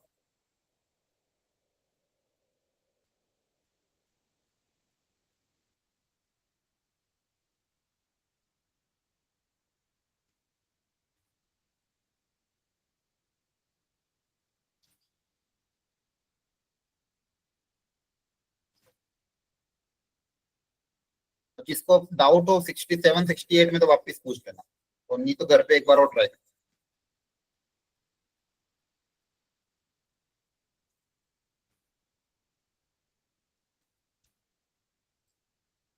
सर एक बार 68 वाला बता दीजिए। ठीक है, कोई बात नहीं। देखो a B equal to b दिया हुआ है, b A equal to a दिया हुआ था। तो अपने क्लास में क्वेश्चन दिया किया था जिसमें a B equal to b था, ये लेक्चर नंबर 1 और 2 में करवाया था। B A equal to a दिया हुआ, तो मैंने क्लास में पूछा था बी स्क्वायर बताओ क्या होगा, ये पूछा, ये क्वेश्चन था एक्चुअली जो क्लास में मैंने कराया था। अगर ए बी बी के बराबर है, बी ए के बराबर है, तो बी स्क्वायर क्या होगा? मैंने क्या सिखाया था बच्चों? बी स्क्वायर को हम क्या लिख सकते हैं? बी इंटू बी, है ना। अब बी की वैल्यू क्या रख दोगे? A B. बी की जगह क्या रख देंगे? A b. और चाहो तो इस बी को भी रख दो ए बी।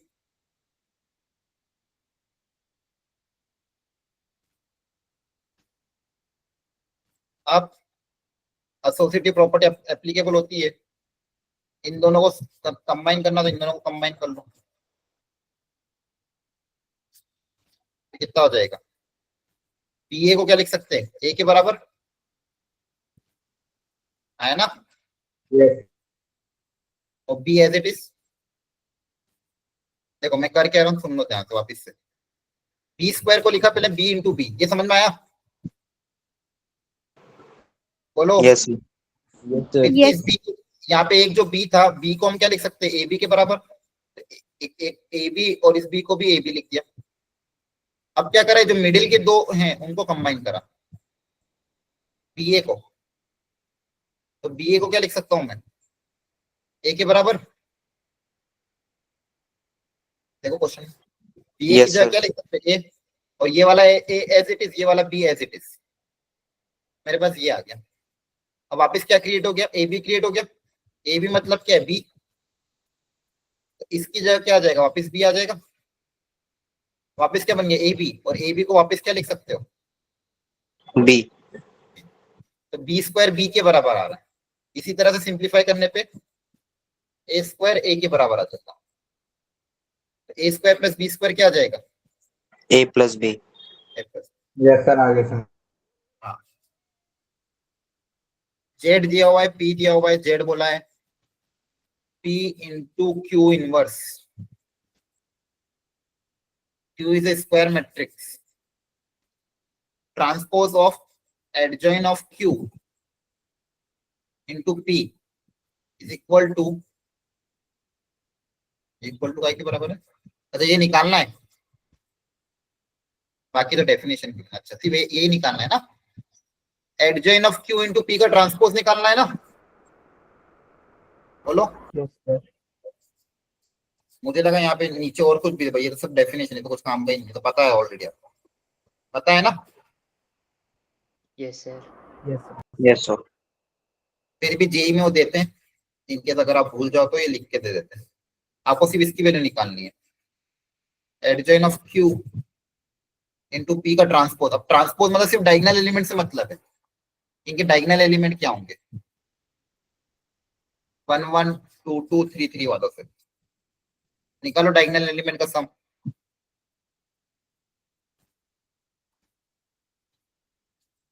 और एडजॉइन ऑफ क्यू कैसे निकालें?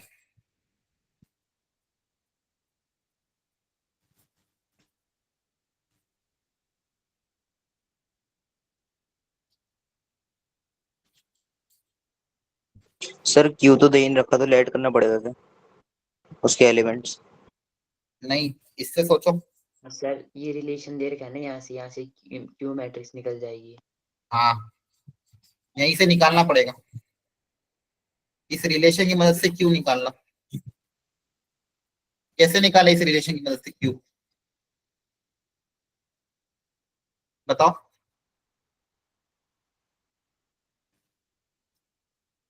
बोलो। सर पोस्ट मल्टीप्लाई कर देंगे बोथ साइड क्यू से। ठीक है, करके देख। दोनों तरफ क्यू से मल्टीप्लाई करने से कुछ फायदा हुआ कि नहीं होगा, देख लो।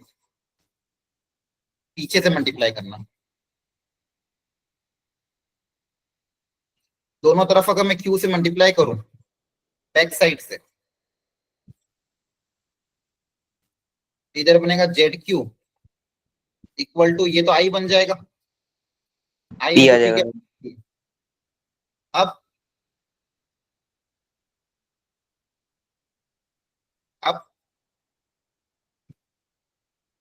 सर प्री मल्टीप्लाई कर देंगे जेड इनवर्स से। अरे इतना करने की जरूरत ही नहीं थी यार। आपको एडजॉइन ऑफ क्यू चाहिए, क्यू इनवर्स दिया हुआ है, तो क्यू इनवर्स का फॉर्मूला अप्लाई नहीं कर सकते थे क्या?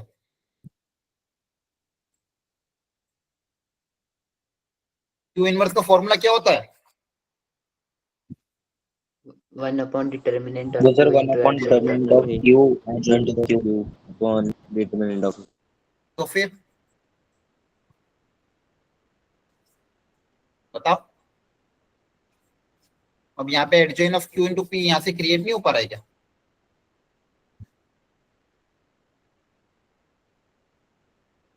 बोलो, ये कांस्टेंट है, ये तो कांस्टेंट तो बाहर आ सकता है। Yes, sir.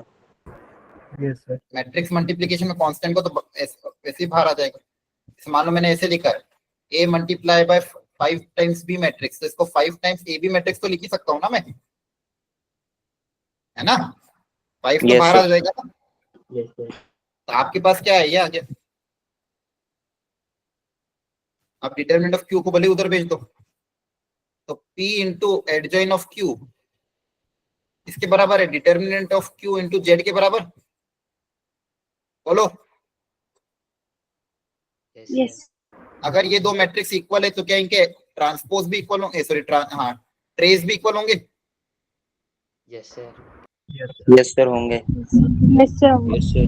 इसका ट्रेस निकालो या इसका ट्रेस निकालो, बात तो एक ही है, मैंने अभी बताया भी था। ए बी का ट्रेस निकालो या बी ए का ट्रेस निकालो, सेम ही होता है।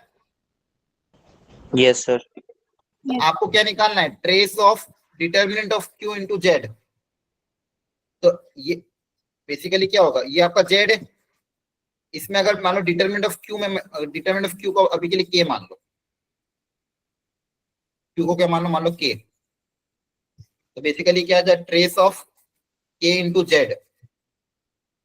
तो ट्रेस में से के बाहर आ जाता है। वैसे भी देखो यहाँ पे के से मल्टीप्लाई करोगे तो के कांस्टेंट, इनका एडिशन करोगे तो के बाहर आ जाएगा। Yes, sir, आ जाएगा। प्रॉपर्टी भी होती है वैसे भी तुम मल्टीप्लाई करके फिर ऐड कर दो, बात एक ही है। तो ट्रेस ऑफ डिटरमिनेंट क्या आ जाएगा, this plus this plus this. Z का ट्रेस क्या है, जेड का ट्रेस कितना है? Sir, दो। टू के मतलब two twice of determinant of q. अब सारा खेल डिटरमिनेंट ऑफ क्यू के ऊपर, अगर डिटरमिनेंट ऑफ क्यू आ गया तो आंसर आ गया, खत्म। अब बताओ डिटरमिनेंट ऑफ क्यू कैसे निकालें, वो भी बहुत आसान है, जल्दी बताओ। सर जी इक्वेशन दे रखी है सर, उसमें बहुत साइड हाँ, डिटरमिनेंट बस जो इक्वेशन गिवन है, अगर दो मैट्रिक्स इक्वल है तो उनके डिटरमिनेंट भी इक्वल होंगे। Yes, sir. प्रोडक्ट में डिटरमिनेंट अलग अलग हो जाता है। इनवर्स का डिटरमिनेंट क्या होता है, 1 बाय डिटरमिनेंट ऑफ क्यू, है ना? Yes, sir. तो कितना आ जाएगा, determinant of P divided by determinant of Z. ये तो आसानी से निकाल सकते हो। Yes, देखो sir, निकल जाएगा। एडजॉइन निकालने की जरूरत ही नहीं थी, और क्वेश्चन लेंदी नहीं था, शॉर्ट में ही हो गया, है ना? और आपके सामने किया, सिर्फ ए इनवर्स का फॉर्मूला अप्लाई किया। क्यों अप्लाई किया? क्योंकि एडजेंट पूछा था। देखो ध्यान से, था कि नहीं doable? Yes sir. Yes sir. और ये प्रॉपर्टी सारी लिखा रखी है, ए इनवर्स का फॉर्मूला भी लिखा रखा है, ट्रेस की प्रॉपर्टी भी लिखा रखी है, सब कुछ करा रखा है। लॉजिकली भी करोगे तो भी हो जाएगा।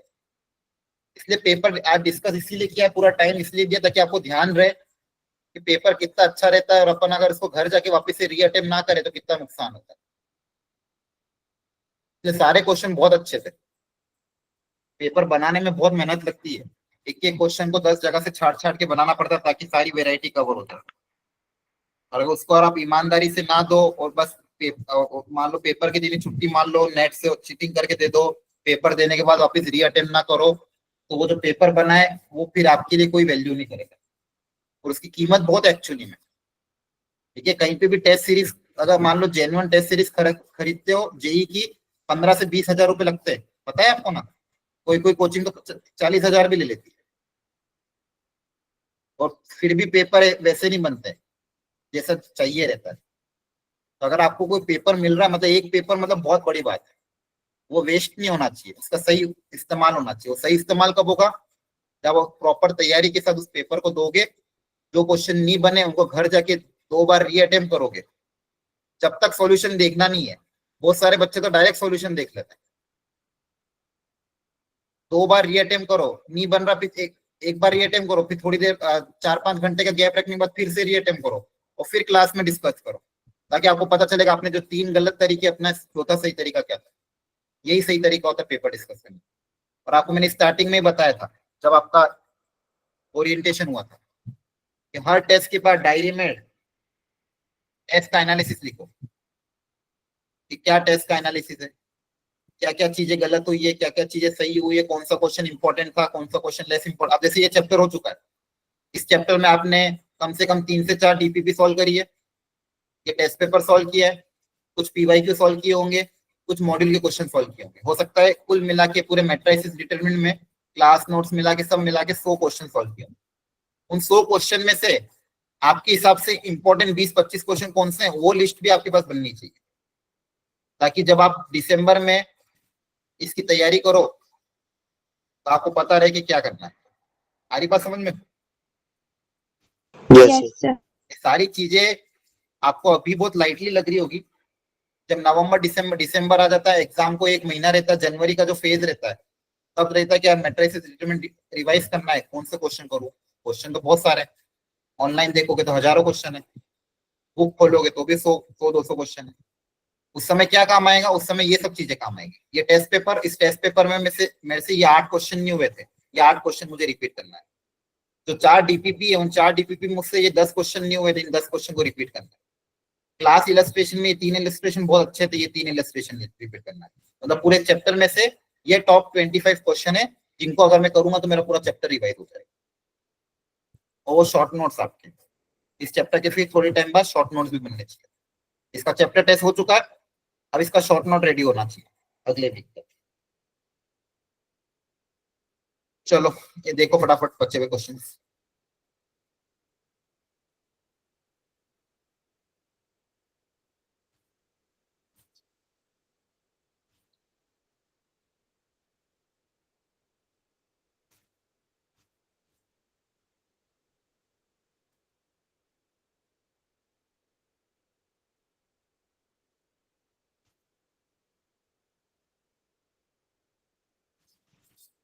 क्या डाउट पूछा आपने?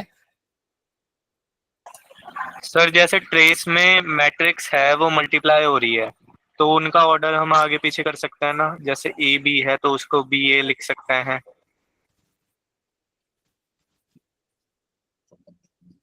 कहने का ये मतलब है ए और बी को जब मल्टीप्लाई करोगे तो जो डायगोनल एलिमेंट आएंगे, और बी और ए को मल्टीप्लाई करने पे जो डायगोनल एलिमेंट आएंगे वो सेम होते हैं, इसलिए उनका एडिशन सेम होता है। ये है बस। सर ऐसा हम 3 मैट्रिक्स अगर मल्टीप्लाई में हो तो भी कर सकते हैं? 3 अगर मल्टीप्लाई होंगे तो a b c associative property से भी अगर सोचे तो ए बी का जो एक मैट्रिक्स मल्टीप्लिकेशन बनेगा, कोई ना कोई मैट्रिक्स आएगा डी, और इधर से कोई ना कोई मैट्रिक्स आएगा। नहीं हो सकता है अलग आ जाए, दो में ही अप्लाई नहीं करना। सर, सबका अगर सबका ऑर्डर सेम है तो ऑर्डर सेम सेम मतलब नहीं है, अभी फिलहाल के लिए दो में ही अप्लाई करना, ठीक है। क्योंकि उसमें हो सकता है दो आगे वाले को मल्टीप्लाई करने पे जो मैट्रिक्स है उधर वाले में दो पीछे वाले को मल्टीप्लाई करने पे जो मैट्रिक्स है वो अलग आ सकता है, तो मैट्रिक्स ही चेंज हो सकता है, इसलिए दो में ही अप्लाई करना, दो से ज्यादा में मत करना।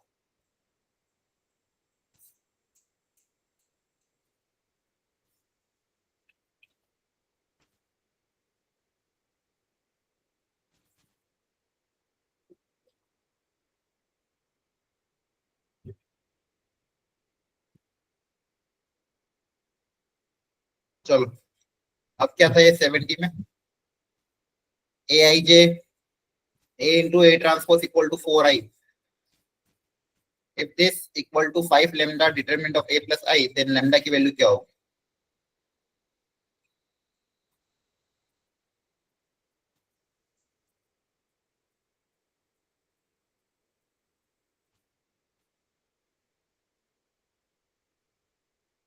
कैसे करें?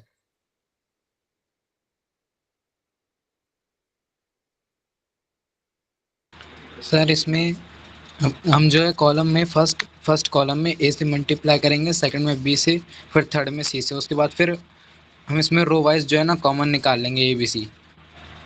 आपको तो 71 बता रहे, कौन सा बता रहे?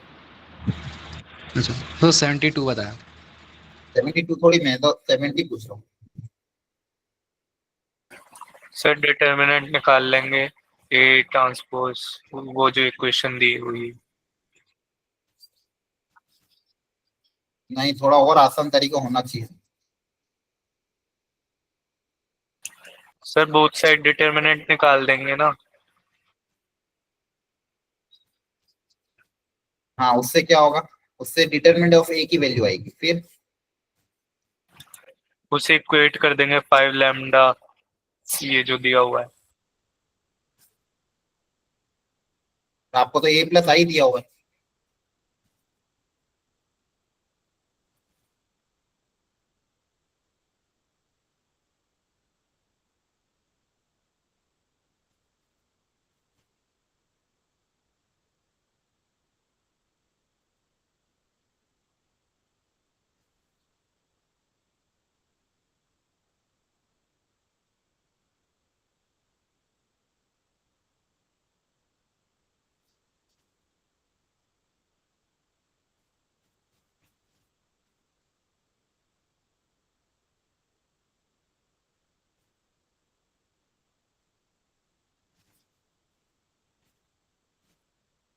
देखो इन सब में डायगोनल में 4 4 ऐड हो रहा है, तो 4i मैट्रिक्स क्या होगा?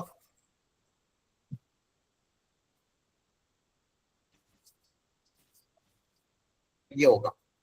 इन दोनों मैट्रिक्स को अगर मैं ऐड कर दूं, मेरे पास इसी तरह का कोई ना कोई मैट्रिक्स बनेगा,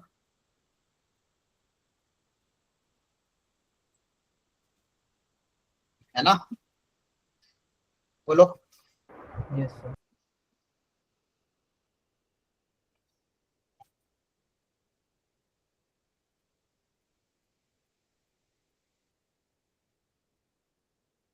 ये a प्लस 4i की मैट्रिक्स है। अब दोनों तरफ अगर डिटरमिनेंट ले लें तो कितना आ जाएगा? Determinant of a plus 4i equal to determinant of this. अब इस डिटरमिनेंट की वैल्यू आपको गिवन है ये इसके बराबर, यही तो डिटरमिनेंट क्रिएट किया अपन ने। Determinant of a plus 4i equal to 5 lambda determinant of a plus i। अब इससे कुछ फायदा हो पाएगा क्या? डिटरमिनेंट एडिशन सब्ट्रैक्शन में तो अलग अलग नहीं होते हैं, यहाँ सब लैम्डा कैसे निकालें? हाँ, आपको a इंटू ए ट्रांसपोज भी 4i के बराबर दिया है, तो देखो ध्यान से, 4i को अपन a इंटू ए ट्रांसपोज लिख दें, हो सकता है इससे कुछ फायदा हो जाए, है ना? Yes sir. करके देख रहा हूँ, मुझे पता नहीं, हो सकता होगा, नहीं होगा, नहीं होगा तो फिर वैल्यू रख रख के निकालेंगे, और तो क्या। ये बना। अब क्या करें? सर एक कॉमन ले लेंगे। ए कॉमन ले लो, इसमें से ए कॉमन लोगे, प्रोडक्ट में डिटरमिनेंट अलग अलग हो जाएगा। क्या बनेगा? आई प्लस ए ट्रांस, मतलब A transpose plus I equal to 5 lambda determinant of A plus I. अब देखो, ए ट्रांसपोज में आई ऐड करके डिटरमिनेंट निकालो या ए प्लस आई में ऐड करके निकालो, दोनों से आंसर तो सेम आएगा ना, कि डायगोनल एलिमेंट तो ट्रांसपोज और ए में सेम ही होते हैं, है ना? Yes sir. ये दोनों तो सेम ही होगा। क्लियर है? आपके पास क्या आया? 5 lambda equal to determinant of a, lambda कितना आ जाएगा? Determinant of a divide by 5। अब डिटरमिनेंट ऑफ ए निकालने के लिए अब दोनों तरफ डिटरमिनेंट ले लो। ए इंटू ए ट्रांसपोज आपके पास 4i के बराबर है, दोनों तरफ डिटरमिनेंट ले लोगे तो कितना आ जाएगा? ये दोनों सेम होते हैं, तो डिटरमिनेंट ऑफ ए कितना आपके पास? प्लस माइनस 2, है ना? अब बोला नेगेटिव है तो क्या लोगे? -2। -2। क्या हुआ, कुछ गड़बड़ कर दिया पर? अरे हाँ, एक गड़बड़ कर दी। डिटरमिनेंट ऑफ 4i है ना, पहले 4 को बाहर निकालना पड़ेगा। डिटरमिनेंट से 4 बाहर कैसे निकलेगा? 4 की पावर n बन के। Yes sir. याद करो। Yes into determinant of i, ये डिटरमिनेंट ऑफ i कितना हो जाएगा? 1। तो ये कितना है? डिटरमिनेंट ऑफ a स्क्वायर की वैल्यू आई है 4 क्यूब के 64। बराबर, मतलब 2 की पावर 6 के बराबर। डिटरमिनेंट ऑफ 8 कितना आएगा? Plus minus 8।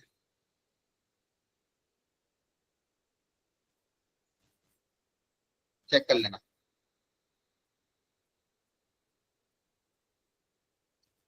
समझ में आया? देखो आपके सामने की है a प्लस 4i, ये बेसिकली ये क्या दिया हुआ था? a plus 4i, a plus i के बराबर दिया था, 4i के बराबर, और 4i की वैल्यू पुट अप कर दी, है ना? सर मैंने बी मार्क कर दिया था। हाँ, आपने जल्दबाजी में प्लस माइनस 2 की जगह सिर्फ 2 इसलिए तो कहा है under root of a square अगर x के बराबर तो प्लस माइनस आएगा। उन्होंने दिया भी specially, determinant of A negative है, नेगेटिव से आंसर टिक कर देना। क्लियर हो गया? Yes sir. इवन कैसे करेंगे?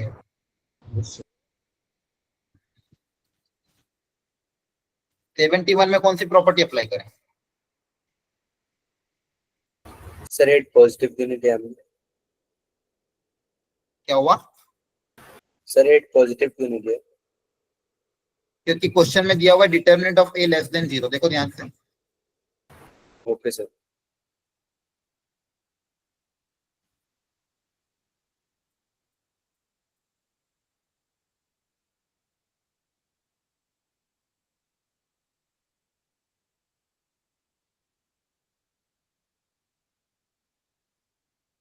बताओ 71 में क्या प्रॉपर्टी अप्लाई करें, कैसे सिंप्लीफाई करें?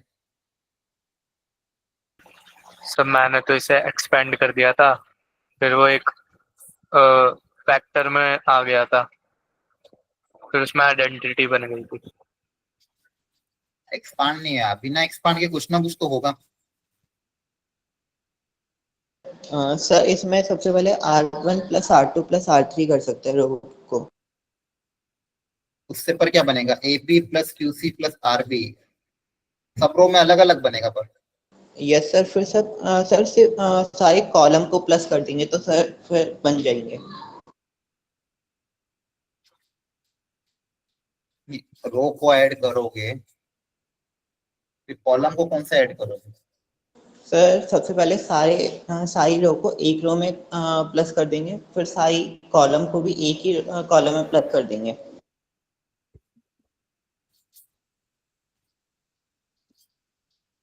फिर भी मुझे नहीं लगता बने, पता नहीं, क्योंकि बची भी 2 रो तो वैसे भी छोटी है।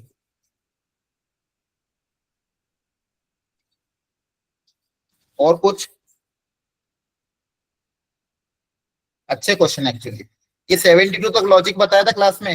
रो वाइज ए से मल्टीप्लाई करो, फिर एबीसी से मल्टीप्लाई करो, कॉलम वाइज एबीसी से कॉमन लो, है ना? Yes sir. यस आर्यन आप कौन सा कह रहे थे? एडिशन में ब्रेक कर सकते हैं मतलब? आपने चैट में किसके लिए लिखा? एडिशन में ब्रेक कर दो। पिछले क्वेश्चन में बोला था क्या? ठीक है, चलो एक काम करना, 5 मिनट ही बाकी है। 71, 72, 73 बचे हुए सिर्फ न्यूमेरिकल टाइप ही बचे हैं। ऑब्जेक्टिव तो अपने सारे डिस्कस कर लिए। ये न्यूमेरिकल टाइप एक बार खुद से वापस से रीट्राई कर लेना। नहीं समझ में आए तो सॉल्यूशन से देखना, वहां से भी समझ में नहीं आया तो डाउट डिस्कशन ग्रुप में पूछ लेना। क्लियर है? सर इसे 2 मैट्रिक्स में ट्राई करना, घर पे समय देना 5-10 मिनट, मतलब 5 मिनट एटलीस्ट देना, ठीक है? और वो तो स्कूल में लिख के चल जाना, स्कूल में बैठ के ट्राई करना।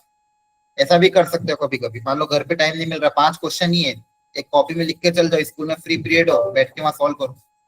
ऐसे समय बचाया करो सब लोग, आपका ही समय और आपको ही बचाना है। जहां जहां बचा सकते हो वहां वहां टाइम बचाने की कोशिश करा करो। ये 5 क्वेश्चन है, इनको एक बार वापस से रीट्राई करने की फिर से कोशिश करो। बचे हुए 20 क्वेश्चन तो अपने डिस्कस कर ही लिए। कल से नया चैप्टर चालू कर देंगे, ठीक है? यस ओके, मिस मत करना क्लासेस। 1 मिनट भी लेट आए बहुत नुकसान हो जाएगा, ठीक है? सर चलो, ये चैप्टर कब तक होगा खत्म? क्या हुआ? सर ये जो लिमिट्स वाला चैप्टर है ये कंप्लीट कब तक होगा? ये कम से कम 6 लेक्चर, ठीक है? सर कॉन्टिन्यूटी और डिफरेंशिएबिलिटी भी? वो तो लिमिट्स अगर आ गया, कंटिन्यूटी डिफरेंशिएबिलिटी 2-2 लेक्चर में निपट जाएगा। सबको डिपेंड करता है लिमिट्स पे। यस जितना सर। अच्छे से लिमिट्स करोगे, कंटिन्यूटी डिफरेंशिएबिलिटी 4 लेक्चर में निपट जाएगी, ठीक है? Yes sir. ओके, चलो ठीक है, bye bye, good night, take care.